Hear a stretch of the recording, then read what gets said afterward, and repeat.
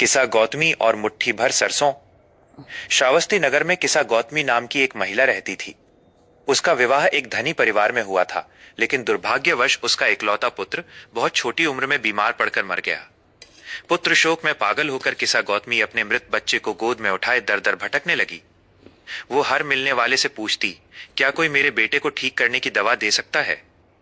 लोग उसे पागल समझते और कहते, अरे पगली, जो मर गया है वो अब वापस नहीं आ सकता। लेकिन मां का दिल ये मानने को तैयार न था।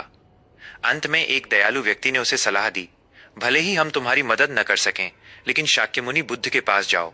वे महाज्ञानी हैं, शायद वे तुम्हारे पुत्र को जीवन दान दे सकें। उम्मीद की किरण लेकर किसा गौतमी बुद्ध के चरणों में जा गिरी और रोते हुए बोली, हे भगवान, मेरे बेटे को जीवित कर दीजिए। लोग कहते हैं आप दया के सागर हैं, मुझ पर दया करें। भगवान बुद्ध ने उसे करुणा भरी दृष्टि से देखा। वे जानते थे कि उपदेश देने से इस मां का दुख कम नहीं होगा, उसे सत्य का अनुभव कराना होगा। बुद्ध ने शांत स्वर में कहा, पुत्री, मैं तुम्हारे पुत्र को जीवित कर सकता हूं, लेकिन इसके लिए तुम्हें मेरे लिए एक छोटी सी वस्तु लानी होगी। किसा गौतमी खुश होकर बोली, आज्ञा दें प्रभु, मुझे क्या लाना होगा?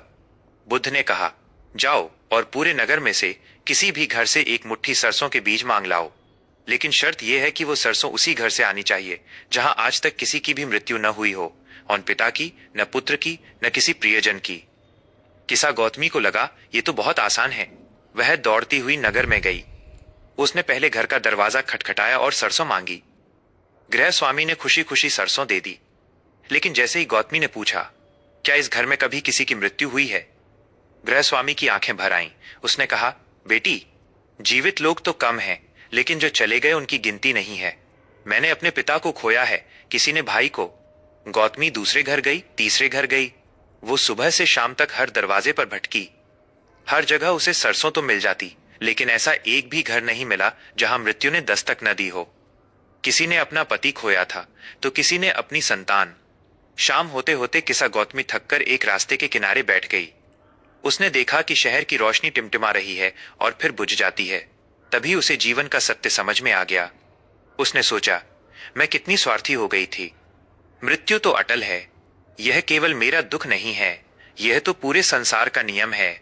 जो जन्मा है उसका अंत निश्चित है। वो वापस बुद्ध के पास गई, लेकिन इस बार उसके हाथ खाली थे और मन शांत था। बुद्ध ने पूछा, गौतमी, क्या तुम सरसों ले आई? किसा गौतमी ने बुद्ध के चरणों में सिर झुकाकर कहा, नहीं प्रभु, मुझे सरसों नहीं मिली, लेकिन मुझे ज्ञान मिल गया।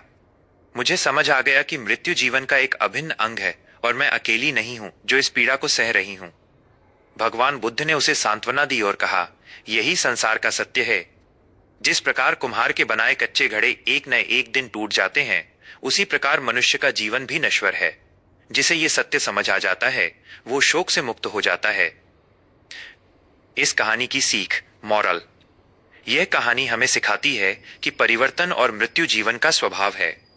जब हम इस कड़वे सच को स्वीकार कर लेते हैं, तो हमारे मन का बोझ हल्का हो जाता है और हमें शांति मिलती है। क्या आप